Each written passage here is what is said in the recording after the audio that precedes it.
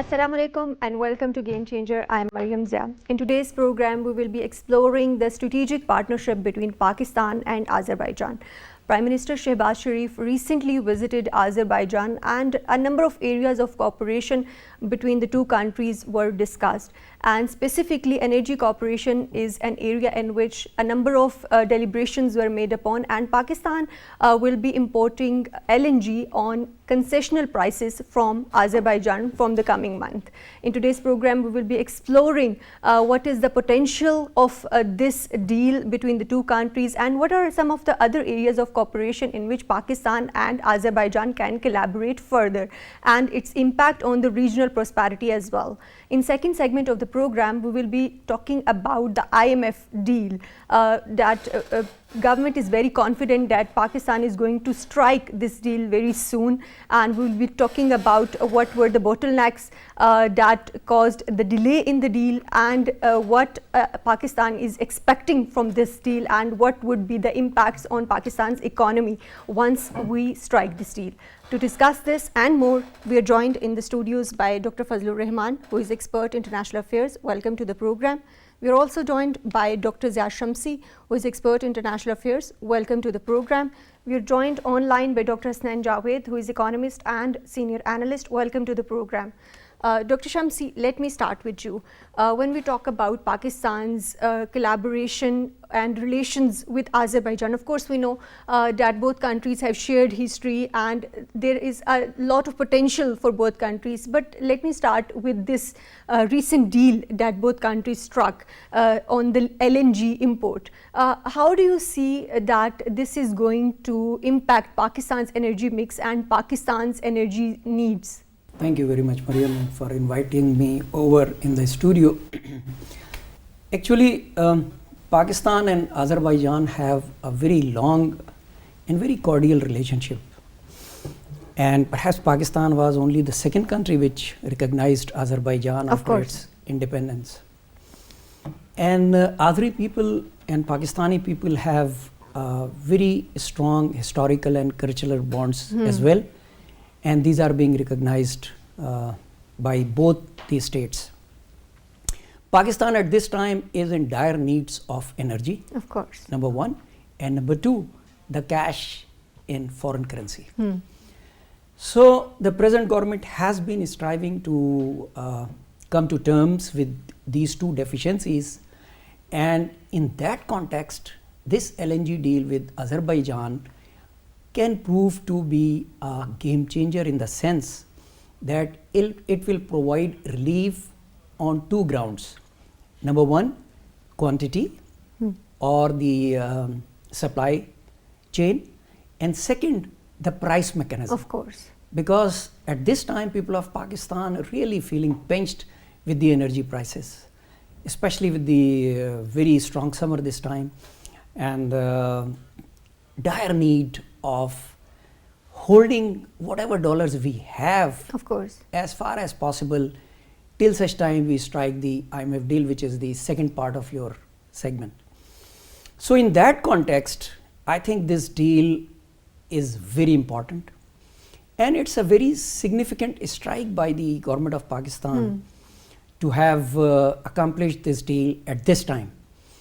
And inshallah, as the deal reads, if the supplies start to arrive in Pakistan from next month onwards, I think we will feel relieved in at least next 3 to 6 months. Of course, inshallah. So, of course, Dr. Fazlur Rahman, we understand that Pakistan is in dire need of energy and government is making efforts to get those energy resources in concessional rates as well, and deal with Russia was part of it, and this is the second deal that the government has struck.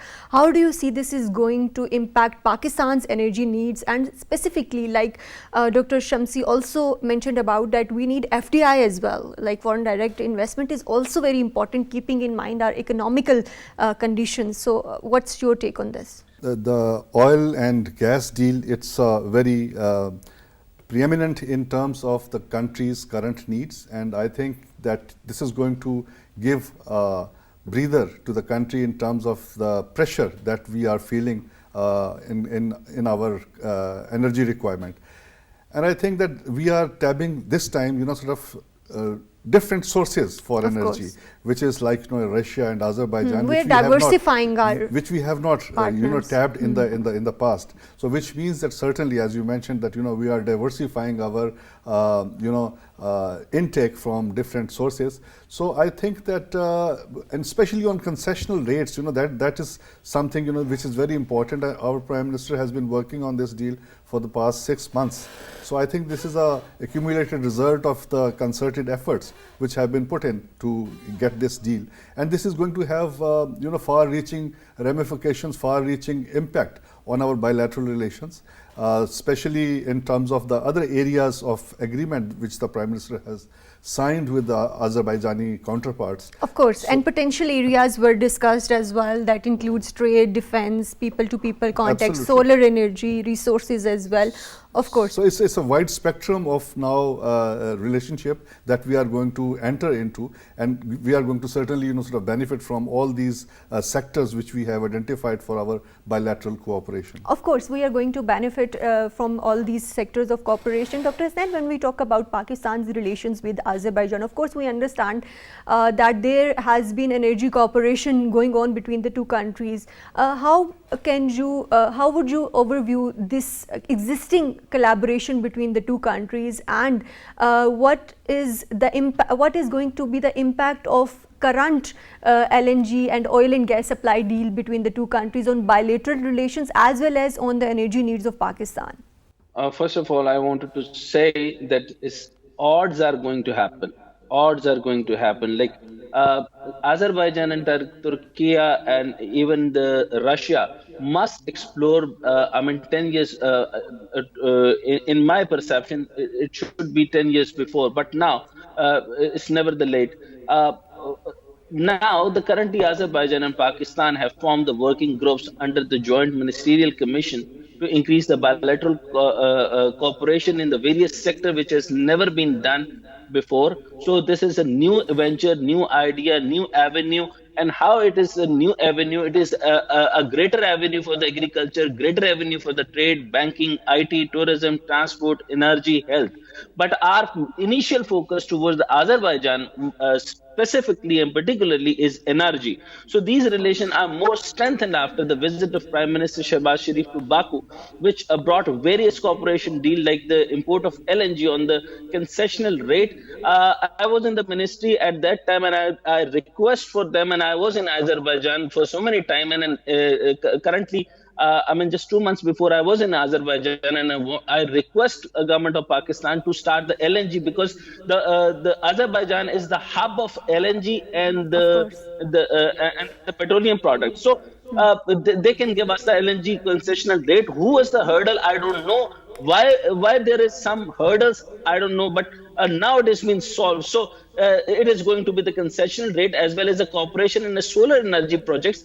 This is very much important. So moreover, Of course, this Pakistani is will very much increase its important, export. but let's talk about the investment opportunities that exist for these solar energy projects. What is the potential, and like you highlighted about the challenges, there has been certain challenges as well. How to overcome those challenges?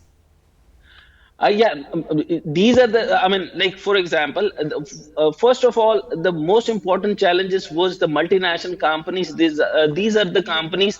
They nobody knows the hidden side of the matter. So most of the time, the people think that the government is under the negligence, and it is most of the time. But this time around, I'm just concerning this during the meeting with the PM Sharif informed the Azeri president that the federal cabinet had approved receiving the LNG cargo from Azerbaijan, and then is the two leader agreed to the Azerbaijan would help the Pakistan fulfill its energy need to cooperation and oil and gas. So the Pakistan state oil. So they are from G to G perspective, because the main hurdle was the multinational companies. So as you have seen that the Shell, Hascoal and other companies do have the problem that if they are directly contracting with the Russia, that would be G to G. Then if they goes to Iran, it is G to G. If we go to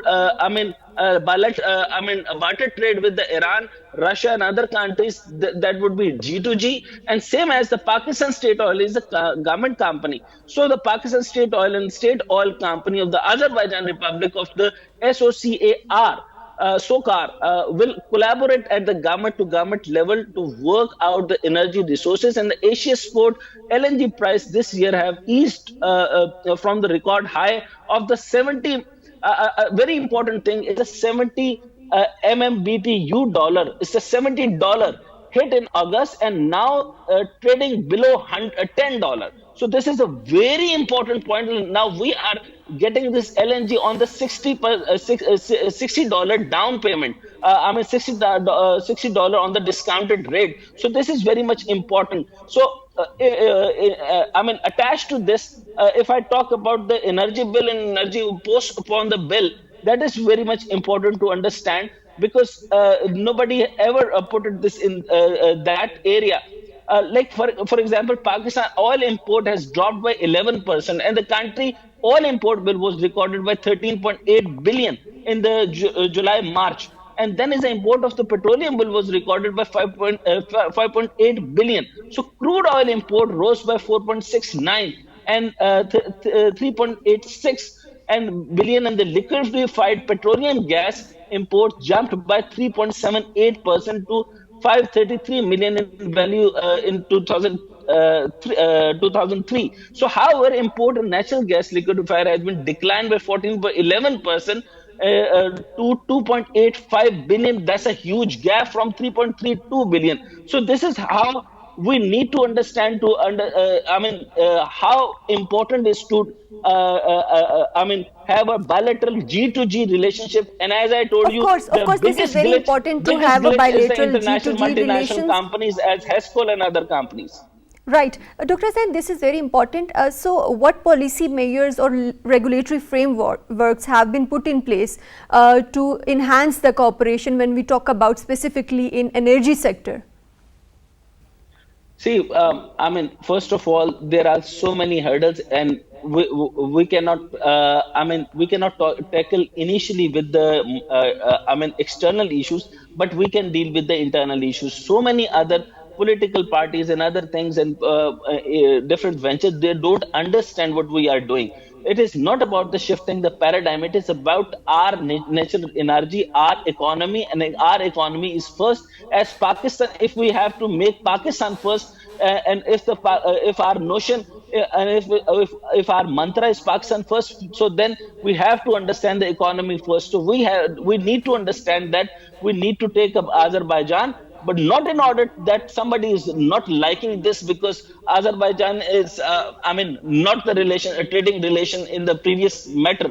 But now you can understand that if there is a 60% discount in a per MMBTU, so that is the biggest deal if Azerbaijan is cracked. Now we need to understand and rectify what are those factors, those who don't want to, want to be us with the Azerbaijan, those who don't want us to be, as we are taking the 45,000 barrel by Russia. That's the first. It's all been arrived, and the second is coming. So this is what we are getting it, but we need to understand the Pakistan crude import is much on us. So Pakistan import crude, how many people are with the problems? So Saudi Arabia, if we talk about the Saudi Arabia, so it is about the 188 billion. So United Emirates is 1.36 billion. Kuwait is 262 million.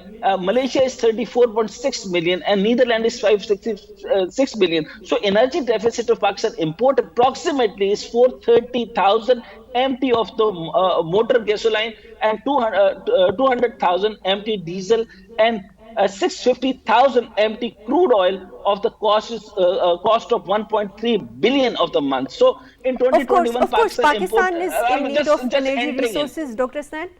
Right, very important points highlighted by Dr. Zain, but of course we keep on pointing out the challenges as well. But when we talk about the regulatory frameworks, how would you overview those regulatory frameworks that needs to be put in place for enhancing the cooperation, specifically in energy sector and other areas of cooperation as well, like exploring other energy resources like solar energy, wind energy and green energy resources as well?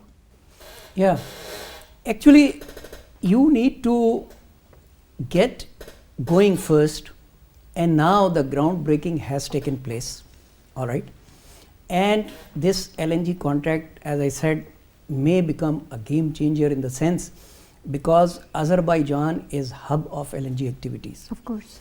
So once we have made one contract and we are determined to have a strategic partnership with Azerbaijan on different sectors, including defense, trade, agriculture, tourism, then the energy will anyway have the priority.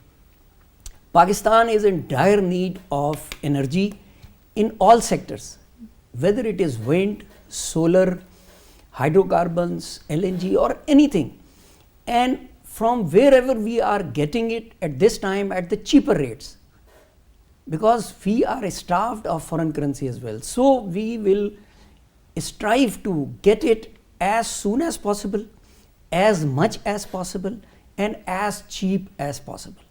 As far as the solar is concerned, of course, by the grace of Allah, there is no dearth of sunlight in Pakistan, right from the glacial regions till the Arabian Sea.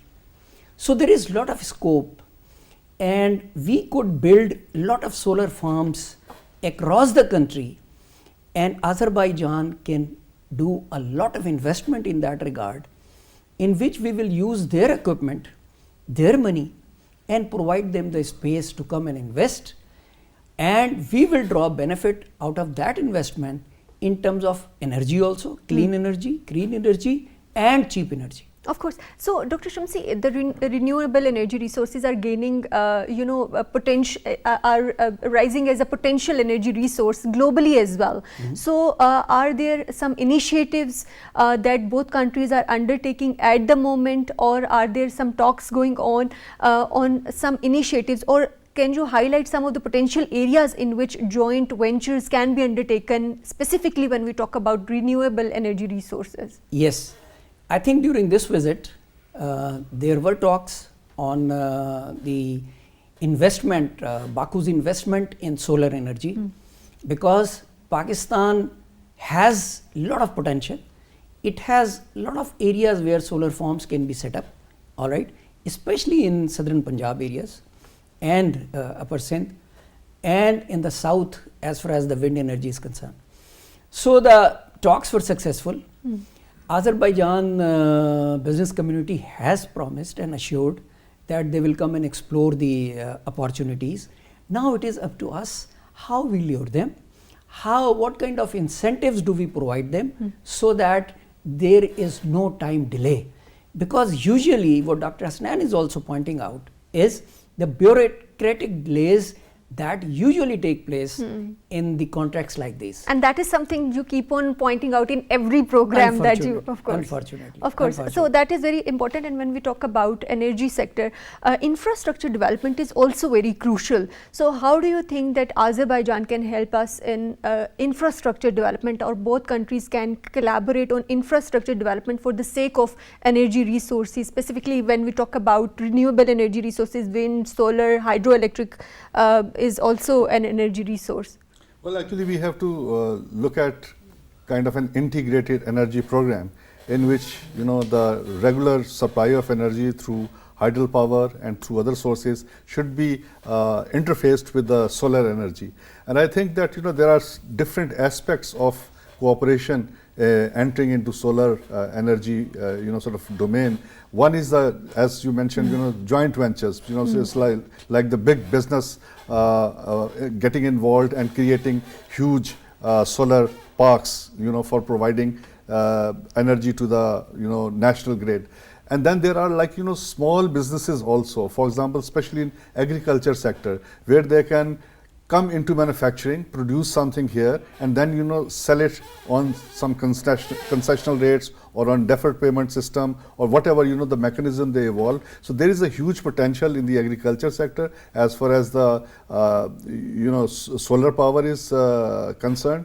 And then in the private sector also, the cost of electricity is going up and up. So people are trying to switch over to the solar energy. So there is a huge potential in the country, and I think largely this potential is untapped. So we have to. Of course, there is a lot of potential, keeping in mind this strategic location of Pakistan as well as Azerbaijan in the region.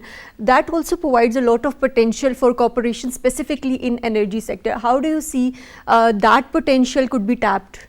Well, actually, as we see that we are trying to expand the scope of CPEC in terms of connectivity, and there is an reinvigorated vigor amongst the Central Asian states and other countries in the region, which are trying to get more and more connected, economically integrated. So I think the potential is there. All we need is to create kind of a synergy in which all the countries can become a part of this connectivity, and then we can have a larger regional infrastructure, be it related to energy, be it related to communication, be it related to trade. So I think it's an open kind of a sector where we can put in a lot of effort and we can get sort of as much benefit as we want according to whatever we put in. Of course. Dr. Hasnain, when we talk about Pakistan's relations with Azerbaijan, how do you see the bilateral trade relations between the two countries, and what are some of the key or major commodities that are traded between the two countries at the moment, and what are some of the potential areas that needs to be explored? See, first I would like to talk about the few very important things and agreements between the Pakistan and Azerbaijan. It was agreed that Azerbaijan would invest in Pakistan alternative energy sector, including solar power generation.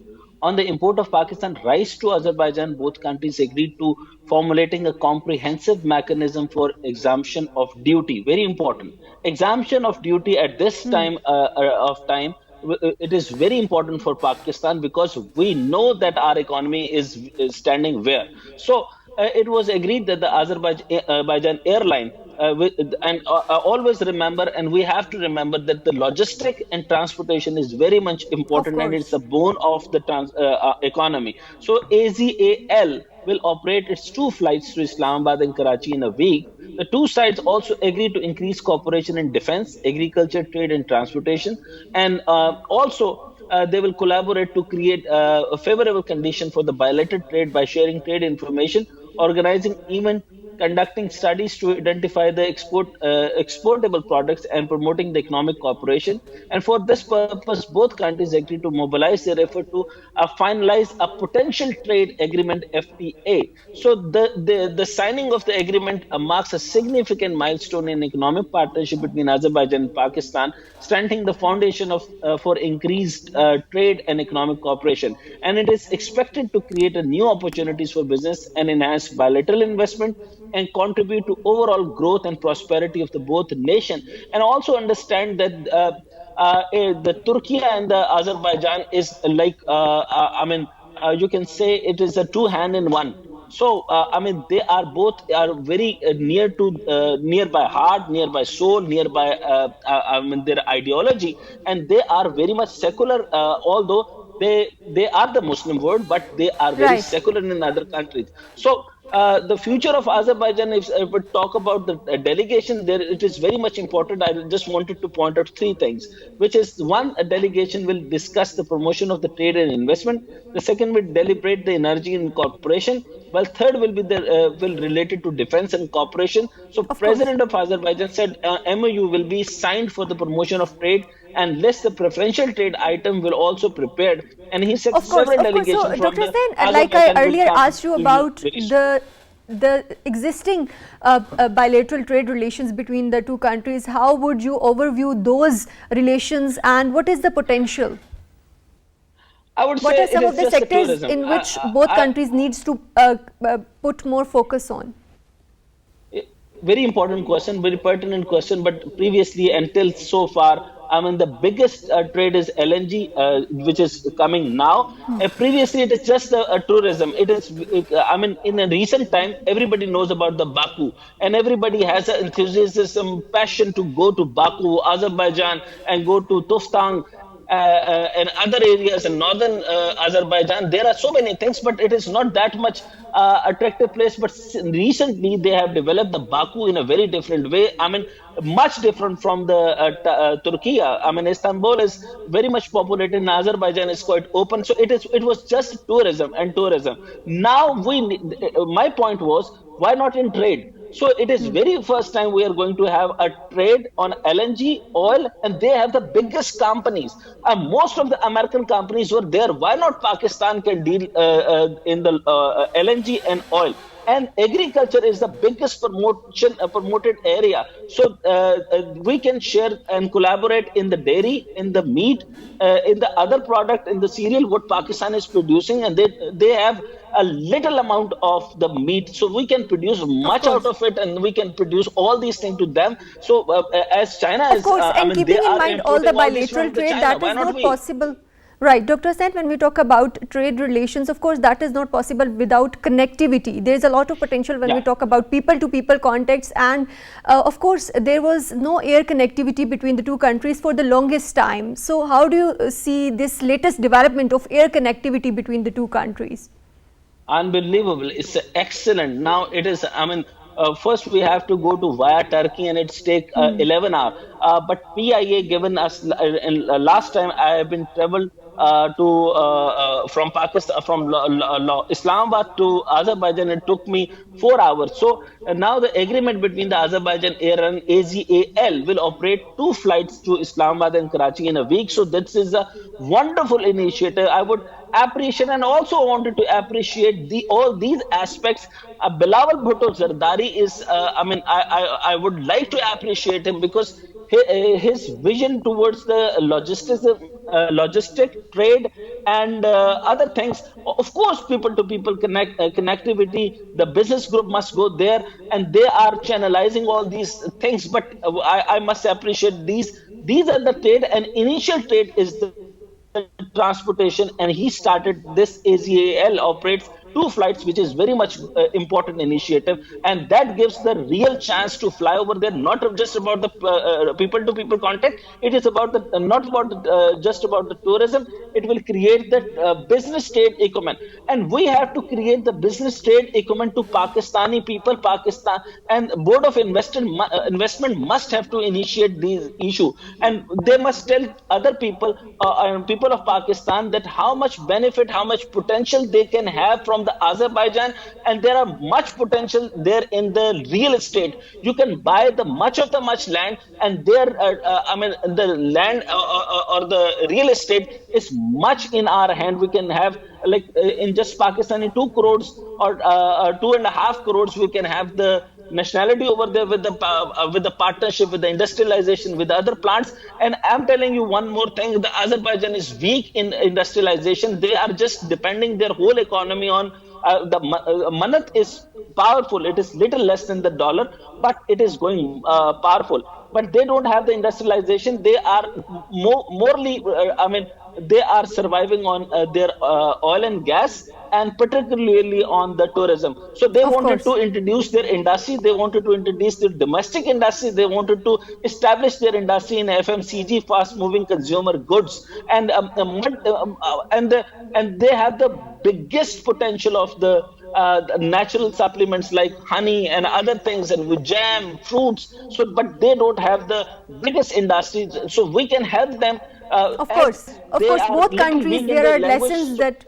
Right, there are lessons that both countries can learn from each other, and there is a lot of potential when we talk about Pakistan's relations with Azerbaijan. Both countries are cooperating in energy sector at the moment, but we know that people-to-people contact has been going on between the two countries for the longest time. Both countries have a shared history as well. Defense cooperation has been an active area in which both countries have collaborated in the past, and there is a potential for both countries to collaborate in bilateral trade, air connectivity, sustainability is another sector. There is another sector that is infrastructure development, in which both countries can collaborate and invest in.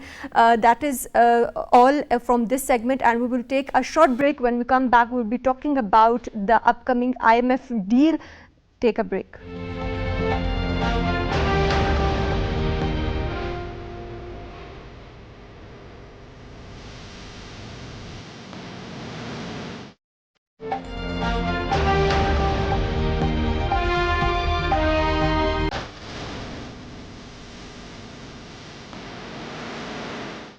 Welcome back. In this segment of the program, we will be talking about the IMF deal that government is very confident that Pakistan is going to be striking with the IMF, and what has been the bottlenecks that has caused delays in this deal. We will be talking about that and what it means for Pakistan's economy. Dr. Shamsi, when we talk about this 1.1 billion deal, of course, negotiations have been going on for quite some time now, and as we understand, this deal is going to expire in by the end of this month as well.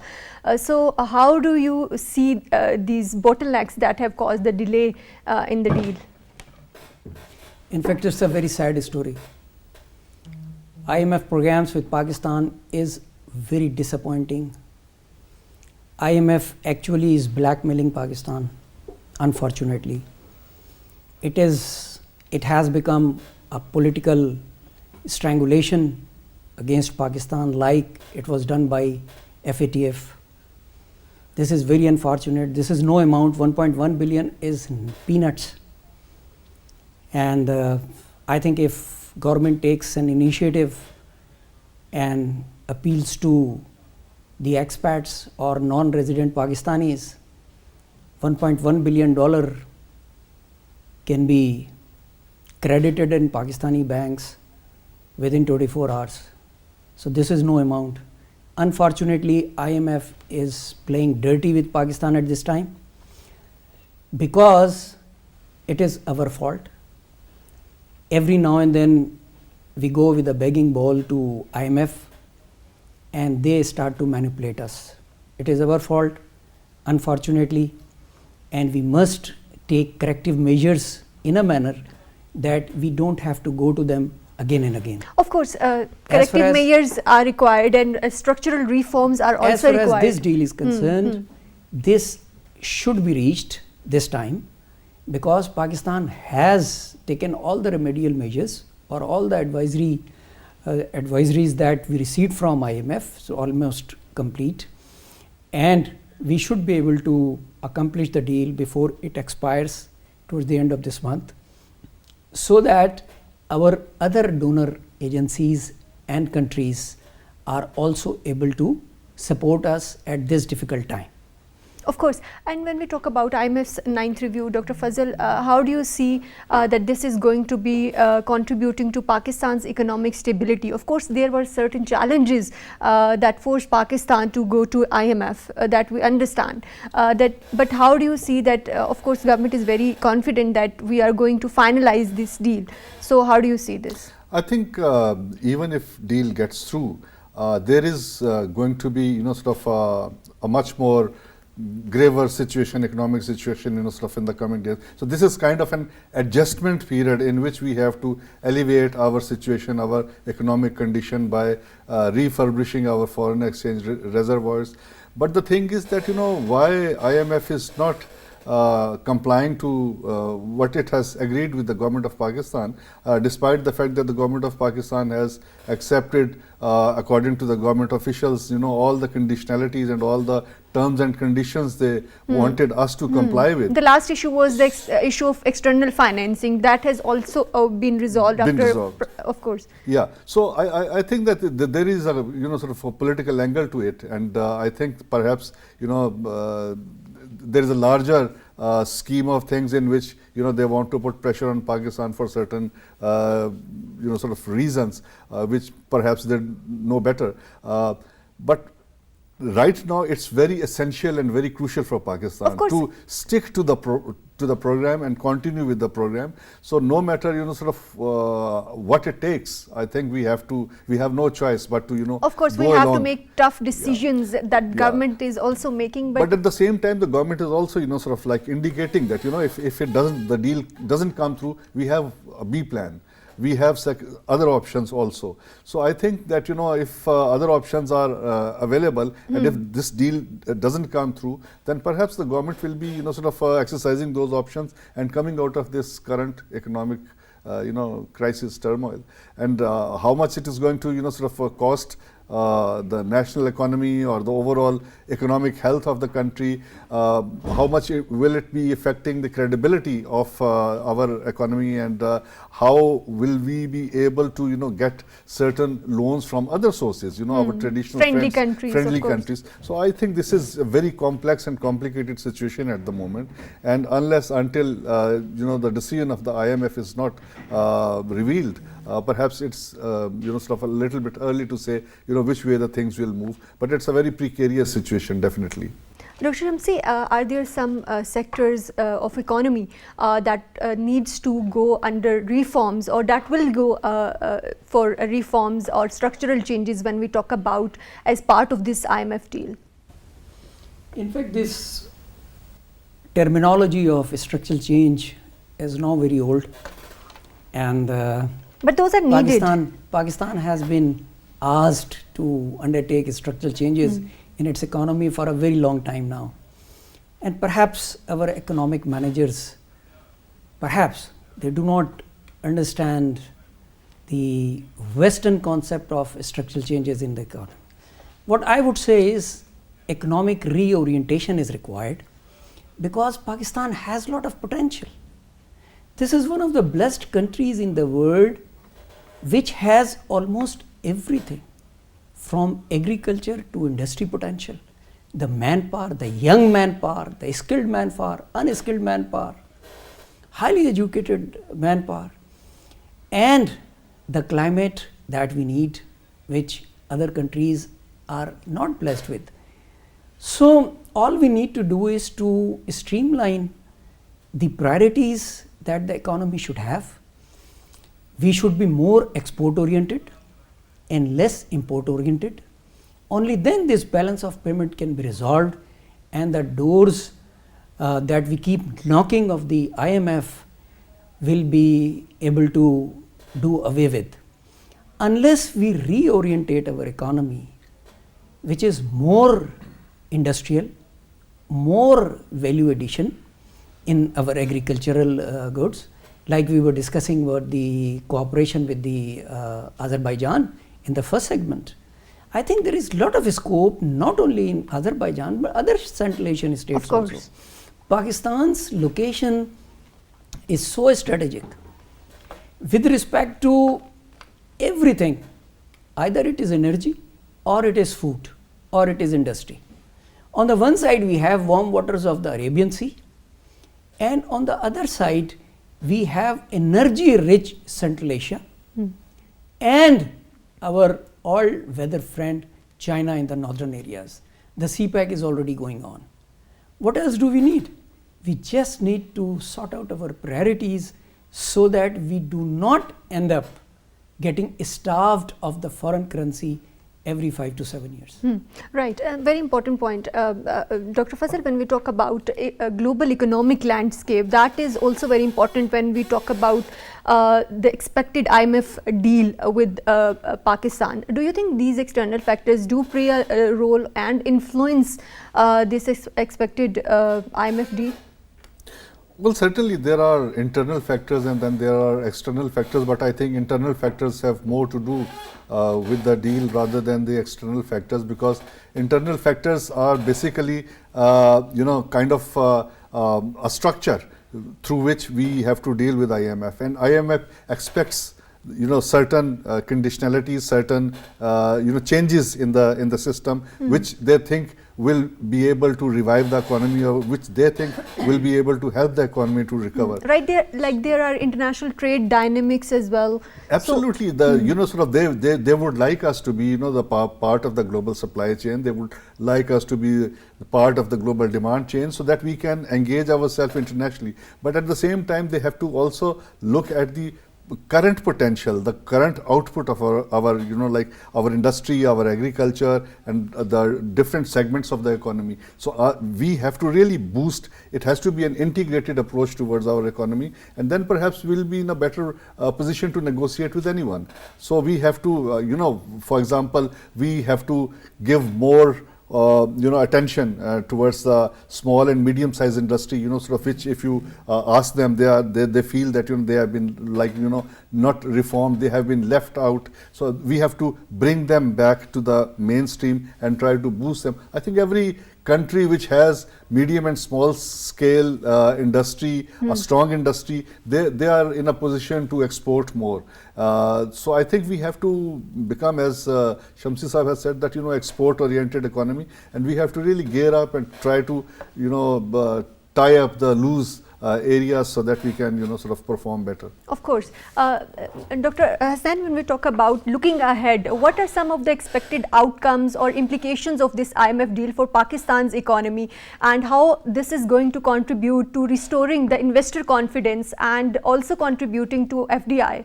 Yeah, before talking about the IMF, I just wanted to, go into little history and so that our audience can understand what IMF is going on, what happened to IMF, what happened to our side, and what is going on the external side. So try to understand there are two economic terms, which is reprofiling and restructuring.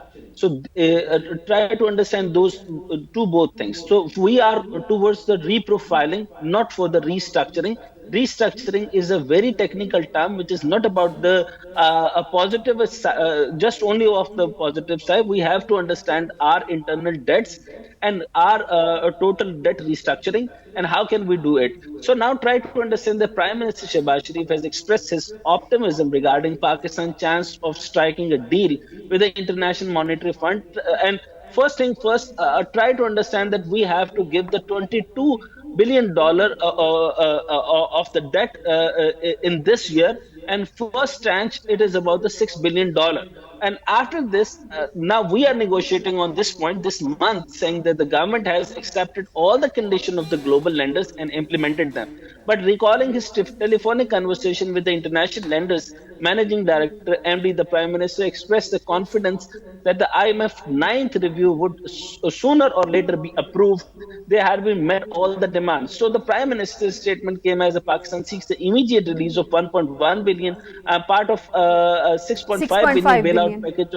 6.5 billion bailout package of the country signed up for in 2019.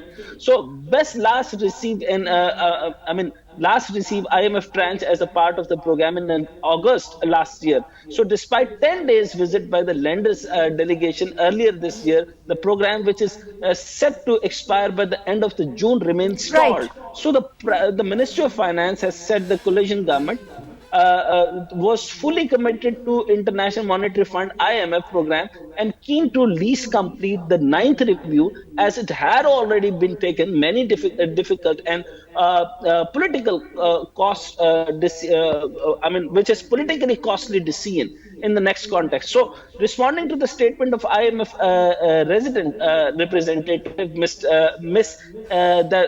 if I'm not wrong, if I'm not pronouncing wrong, is Miss Esther Perez. The finance minister spokesperson said negotiation with the fund were going on. However, it would be appropriate to clarify our position on some specific issue raised in the press statement. So he said the ninth review was conducted in early Feb in 2023, and the government. Of course, we've already discussed those points, Dr. Hassan. Let's talk about, once the deal is struck between Pakistan and IMF, how this is going to be impacting Pakistan's economy, as well as I want you to shed light on how this is going to restore the investors' confidence in Pakistan. See, very much important. So, if most of the analysts says that the IMF or no IMF, we can do without IMF, we can bring the change without IMF. It is not at all possible. We have to give them a $6 billion and make the deal, and we need to crack the deal. But on the cost, we have to restructure first in our side, and then we will not be able. And so, it is about the extended fund facility. Then if we will not, fulfill all the restructuring facilities, then we would be Sri Lanka. We will not be the Sri Lanka. That's why we are dealing and restructuring all the necessary exercise. We are avoiding that, exercise. What they will do, if we will not complete that, then IMF will give us and induct their whole board on Pakistan, and they will, actually, you can say, clutch us in a different way. We will in the continuous debt after that. They will intervene in every way possible in our industry, in every execution, how we deal, and how if we are dealing with the China, they would intervene. If we're dealing with the LNG gas, they would intervene. If we will do with the Russia, they will intervene. So that we have to complete the $6 billion of their package. So that extended fund facility would be just the IMF tranche. But we need an IMF tranche. Try to understand that this government is going good on this level, that let it complete, but we are not giving our respect and dignity to them. So this have to complete. We need IMF, but not on the basis of dignity. So that's why the concerned government is saying this, that we will go to the plan B if it not happen, but we will not allow them to intervene in our internal matters. That would be difficult because we are the nuclear power, and we cannot compromise on nuclear power in any way possible. As we said, and the Zede Bhutto said, so we will eat grass, but we will not compromise on the issue of the nuclear. So this is very much important, but we have so many internal issues. Did we ever talk about the internal issues of America? They are always into default. They will also go into the Great Depression. They always go into the different troubles. But of course, IMF, World Bank belongs to that idea, and this is the financial group, and we are the part of that clunge. So we have to come out of the dollarization. We have to come. We have to be the part of the. Not just the eurozone. We have to be the RMB zone, and we have to be in the ruble zone. We have to be in the currency. We have into the yuan zone as well. So there are so many things. We are working on the FBR. We are working on the trigger of the growth. We are working on we are. Dr. Shamsi is very much right. Yes, we have to take up the broad-based domestic economic zones, and our mantra would be export. So for the long-term planning we can come out of it, but for the short-term planning, we in any way possible we need IMF, but not on their instruction. We will complete their instruction, but we will not give us on the way that we have to give us first $6 billion, and then we will crack the deal. Right. Thank you very much, Dr. Sen Javed, for your comments, for joining us in today's program. Thank you very much, Dr. Fazlur Rahman, for joining us in today's program. Thank you very much, Dr. Zia Shamsi, for joining us in today's program. We talked about Pakistan's relations with Azerbaijan. Of course, when we talk about Pakistan's relations with Azerbaijan, there is a lot of potential, and the recent LNG deal on concessional price is a way to go, and there is a lot of potential in energy sector as well as defense cooperation. People-to-people contact is another sector in which both countries have been collaborating. When we talk about connectivity, of course, there is a lot of potential when we talk about air connectivity. And in the second segment of program, of course, we talked about Pakistan's upcoming IMF deal. And of course, government is very confident that Pakistan is going to struck this deal with IMF. And of course, when we conclude this program, Pakistan observed the day of mourning today, and Prime Minister Shahbaz Sharif announced this national day of mourning for those Pakistani nationals who lost their lives in the ship that sank off the coast of Greece. And Team Game Changer and PTV World and whole Pakistani nation is praying for those who lost their lives and for the bereaved families. That's all from Game Changer tonight. Take care. Allah Hafiz.